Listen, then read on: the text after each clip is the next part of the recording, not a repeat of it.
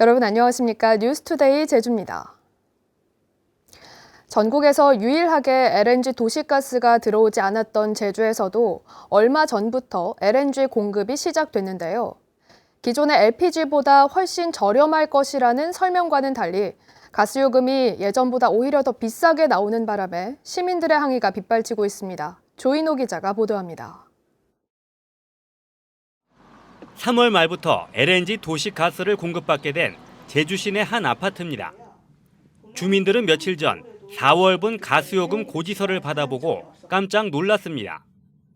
봄이 되면서 난방을 줄였는데도 4월분 요금이 3월보다 오히려 더 높아진 데다 지난해 4월보다는 2배 가까이 많이 나온 것입니다. 단가가 900 얼마로 내려간다고 하니까 저희 부담 없이 쓸 수 있겠다라고도 생각을 하는데 갑자기 이렇게 많이 나오니까 저희는 이제 가스 전혀 어떻게 쓰지도 못하겠고 오히려 지금 가스 이런 거 쓰는 걸 인덕션으로 바꿔야 되나라는 고민도 들고. LNG 도시가스는 현재 도내 가구의 10% 정도에 공급되고 있는데요. 이처럼 고지서를 받아본 가구마다 요금이 비정상적으로 뛰었다는 민원이 속출하고 있습니다. 이에 대해 제주도는 LNG 공급이 3월 25일부터 시작되면서 31일까지 6일치 요금이 4월분에 포함된 데다 코로나로 집안에 머무는 시간이 늘었기 때문이라고 해명했습니다. 특히 가스배관 설치 등 초기 투자 비용 때문에 처음에는 공급 단가를 낮추기 어렵지만 앞으로 차츰 낮아질 것이라고 설명했습니다. 보급률이 높을수록 그 단가가 이제 떨어진다는 거죠. 투자가 이제 적게 보급률이 높게 되면은 투자가 적게 되는 거 아닙니까? 그러게 되면은 그거에 맞게끔 단가가 떨어진다는 말씀을 드립니다.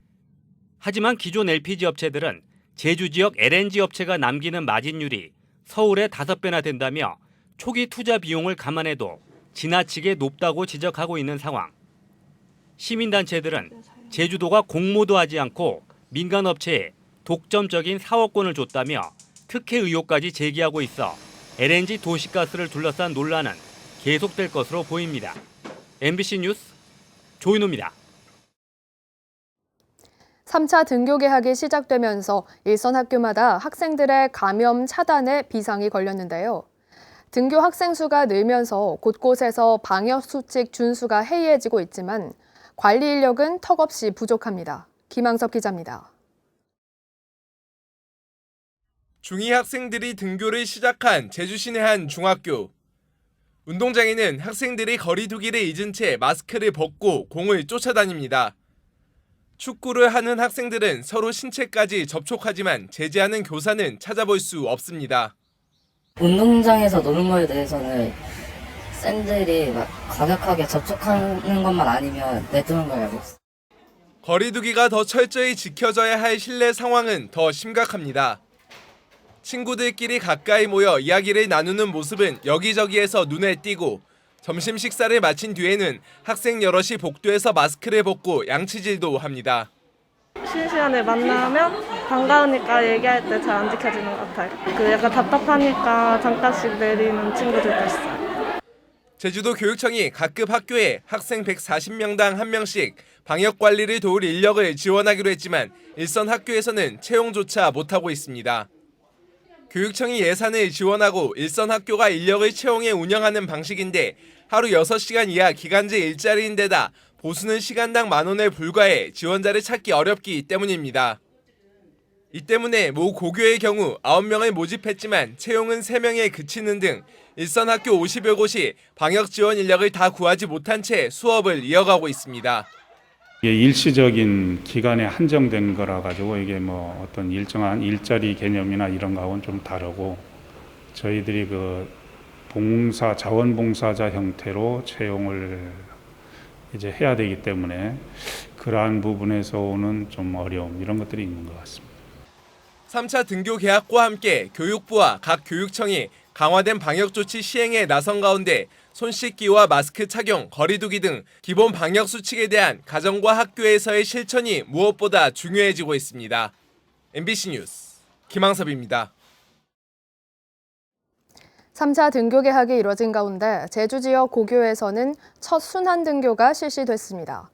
제주도 교육청에 따르면 초3, 4학년과 중2, 고1 학년 26,000여 명이 어제부터 등교해 대면 수업을 시작한 가운데 제주 시내 고등학교 8곳에서는 학생 간의 접촉을 줄이기 위해 고1, 2학년은 격주로 등교를 시작했습니다. 한편 그제 하루 대면 수업을 한 학생 77명이 발열 등의 증세로 귀가했고 이 가운데 60명에 대해 진단검사를 실시해 58명이 음성 판정을 받았습니다. 제주에서는 처음으로 서귀포 산업과학고등학교에 학교 협동조합이 설립됐습니다. 학교 교육과정을 비즈니스 모델로 연계한 것인데 다른 특성화고로 확산될지 주목됩니다. 현재훈 기자가 보도합니다. 원예 전공 학생들이 자동화 유리온실 안에서 맨드라미를 옮겨 심습니다. 날마다 꽃을 돌보며 출하하는 데 문제가 없는지 상태를 살핍니다. 학교 협동조합이 설립되면서 학생들은 원예 기술을 배우는 것을 넘어 유통 과정까지 직접 경험할 수 있게 됐습니다. 여러 가지 작물들을 심고 이제 키우는 작업까지 이제 기술적인 것들만 이제 배웠지만 이제 협동조합이 생기고 나서 유통 과정을 저희가 직접 계획하고 실제로 판매까지 해보면서 더 많은 것들을 이제 배울 수 있고. 제주에서는 처음으로 서귀포 산업과학고에 학부모와 지역주민 학생 등 100여 명이 참여한 사회적 협동조합이 탄생했습니다. 학생조합원 60여 명은 자신의 전공학과와 관련된 말산업, 원예 조경, 발명, 디자인 등 4개 분과에서 경제활동에 참여하게 됩니다. 수익금은 조합원 학생들에게 환원되는 구조로 학생들은 협동조합의 경험을 통해 협동과 연대의 가치를 깨닫고 문제 해결 능력을 키우게 됩니다. 공익적인 측면도 배우고 또 향후 창업을 또는 취업을 위한 기본 교육을 중점적으로 받기 때문에 사회에 나가서 아주 도움이 될 것으로 생각을 합니다. 산업구조의 급격한 변화 속에서 출범한 학교 협동조합이 사회적 경제교육 실현과 특성화고의 취업률 향상에 새로운 돌파구가 될 수 있을지 주목됩니다. MBC 뉴스 현재훈입니다. 제주도가 의회에서 의결된 예산을 보조금 심의위에 회부해 삭감한 것에 대해 의회 의결권 침해 논란이 일었는데요. 결국 도의회가 감사를 청구하기로 하면서 도감사위원회에서 시시비비가 가려지게 됐습니다. 보도에 오승철 기자입니다.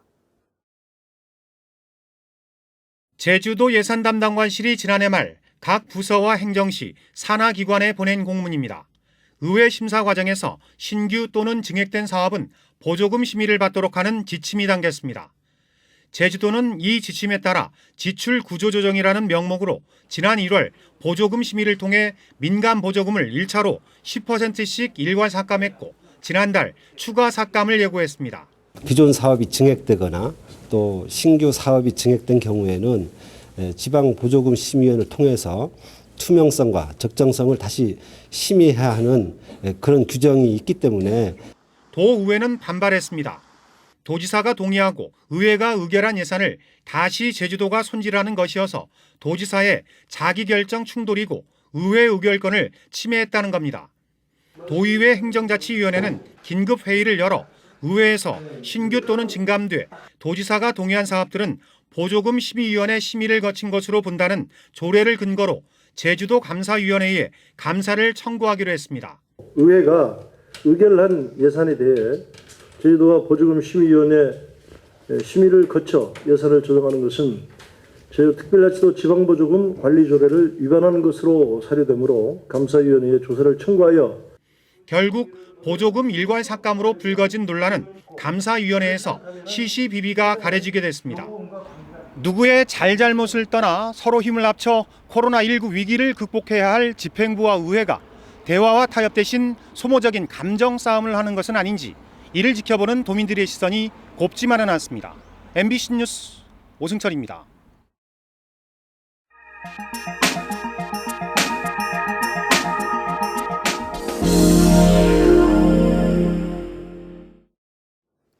해상 사고에서 인근 어선이 조난 어민들을 구조한 경우가 전체 사고의 절반을 넘습니다. 어업 피해를 감수하면서도 기꺼이 구조에 나서는 어민들을 강서영 기자가 만나봤습니다. 여수시 안도 인근 해상에서 6명을 태운 낚싯배가 전복된 건 지난달 16일. 다행히 인근 어선에 구조돼 인명피해는 없었습니다. 문득 보니까 배가 뒤집어져 있어서 그래서 순간적으로 사고도 났다 생각해서 낚시 채비를 일단 빨리 걷게 하고. 지난 1월 제주도 차귀도 해상에서 발생한 어선 전복 사고에서도 인근 선박의 도움으로 13명이 목숨을 건졌습니다. 신고를 해갖고 그 배들이 이제 온 거죠. 그래갖고 그 배들이 오면서 해경에다 이제 아마 신고를 했을 거예요. 그러면 거의 다 죽었다고 봐야죠. 이처럼 해상 사고가 발생했을 때 인근 어선이 먼저 조치하거나 구조하는 경우가 잇따르고 있습니다. 실제로 그 비율은 5년간 발생한 전체 사고의 절반이 넘는 것으로 드러났습니다. 골든타임이 짧고 기동력이 떨어지는 해상 사고의 특성상 우선 통신으로 인근 어선에 구조 요청을 하는 겁니다. 특히 통신 장비가 보급되면서 어선에 의해 구조된 비율은 해마다 늘고 있습니다. 급인분들도 자기가 언제든지 사고가 날 수 있다는 그런 생각을 가지고 계시기 때문에 적극적으로 더 나서는 것 같습니다. 어업 피해를 기꺼이 감수하면서도 서로의 안전을 지켜주는 어업인들의 동업자 의식이 위험천만한 바다에서 든든한 안전망이 되고 있습니다. MBC 뉴스 강서영입니다. 119 구급차 환자 사망 사고와 관련해 검찰이 운전자인 구급대원을 사법 처리하지 않기로 했습니다. 제주지방검찰청은 교통사고 처리 특례법 위반 혐의로 기소된 소방공무원 35살 강모 씨에 대해 검찰 시민위원회 의견을 반영해 환자 사망 건은 무혐의를, 보호자 치상 혐의는 기소유예로 사건을 종결했습니다. 강 씨는 지난해 12월 제주 시내 교차로에서 60대 응급 환자와 보호자, 동료 구급대원을 태우고 운전하다 다른 차량과 부딪히는 사고를 냈고 응급 환자가 숨져 기소됐습니다.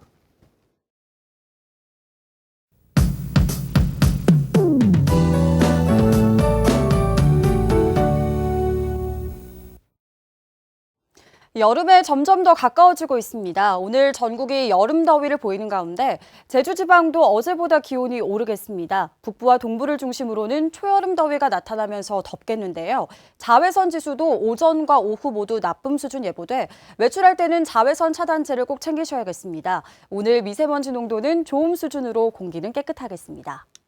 아침 출근길에는 안개를 주의하셔야겠습니다. 북부와 동부 해안가를 중심으로는 바다 안개가 유입되면서 낮까지 안개가 짙게 끼겠습니다. 가시거리가 200m 미만으로 매우 짧겠는데요. 안전운전 하셔야겠습니다. 오후가 되면 안개가 걷히겠고 점차 맑은 하늘이 드러나겠습니다. 다음은 자세한 지역별 날씨입니다. 현재 기온 북부 20도, 남부 19도, 서부와 동부가 18도로 어제와 비슷하게 출발하고 있습니다. 낮 최고 기온은 북부 27도, 동부 26도, 서부와 남부가 24도로 어제보다 높겠습니다. 오늘 도서 지역은 맑은 날씨를 보이겠고요. 오후에는 초여름 더위가 예상됩니다. 바다의 물결은 제주도 남쪽 먼바다가 1.5에서 2.5m로 조금 높게 일겠고요. 대부분 해상에 안개가 짙게 끼겠습니다. 해상 안전사고에 유의하시기 바랍니다. 오늘 아침 제주공항에는 방무가 나타나고 있는 가운데 오늘 낮까지 안개가 짙게 끼겠습니다. 항공편 운항 정보를 다시 한번 확인해 주시기 바랍니다.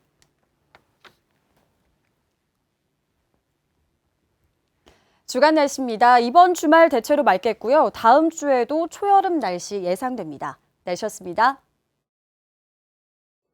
코로나19 위기 대응을 위한 제주형 재난긴급 생활지원금의 2차 지급 시기와 대상 확대 여부에 관심이 쏠리고 있습니다. 제주도는 1차 지원 실태를 분석하고 미비점을 보완해 다음 달 이후 2차 지급을 계획하고 있지만 아직까지 정확한 시기와 전도민 지급 등 대상 확대 여부를 결정짓지 못하고 있습니다. 1차 제주형 재난지원금은 당초 예상보다 적은 도내 전체 세대의 42%인 12만 3천 세대에 401억 원이 지급됐습니다. 코로나19의 여파로 실내 무더위 쉼터가 폐쇄됩니다. 제주도는 코로나19 감염을 우려해 노인회관이나 마을회관 등에 지정된 무더위 쉼터를 운영하지 않는 대신 공원이나 나무 그늘 등 개방된 장소에 쉼터를 마련하기로 했습니다. 또 건널목 주변의 그늘막과 버스 승차대에 공기 차단막을 추가 설치하고 혼자 사는 노인과 장애인 등 취약계층 8천여 명에 대해서는 도우미를 지정하는 등 폭염 대책을 운영합니다. 코로나19 확산 우려로 한라산 철쭉제가 취소됐습니다. 제주도 산악연맹은 전국적으로 코로나19가 확산됨에 따라 전국에서 등반객이 몰릴 것을 우려해 올해 한라산 철쭉제를 개최하지 않기로 결정했습니다. 한라산 1,500고지 일대에 자생하는 산철쭉은 지난해보다 3, 4일 빠른 오는 11일 전후에 절정에 이를 전망입니다. 9년 동안 수돗물을 불법으로 사용해온 농가가 적발됐습니다. 서귀포시는 중문동의 한 농가가 공급을 차단시킨 배수관을 통해 2011년부터 9년 동안 수돗물 약 400톤을 사용한 것을 확인하고 사용 요금의 5배인 과태료 100만 원을 부과했습니다. 서귀포시는 수돗물 불법 사용을 막기 위해 지도 점검을 강화할 방침입니다. 제주지방법원 형사 1단독 최성문 부장판사는 2016년 서귀포시 정방동 해안에서 인사를 제대로 하지 않는다며 후배 3명에게 둔기를 휘두른 혐의로 기소된 서귀포 지역 폭력단체 소속 32살 황모 씨 등 2명에게 징역 10개월에 집행유예 2년, 32살 장모 씨에게는 징역 8개월에 집행유예 2년을 선고했습니다. 재판부는 폭력조직 기강 확립을 핑계로 위험한 물건으로 상해를 가했으나 상부 지시에 따른 점을 참작해 집행유예를 선고한다고 밝혔습니다. 뉴스투데이 제주를 마치겠습니다. 시청해주신 여러분 고맙습니다.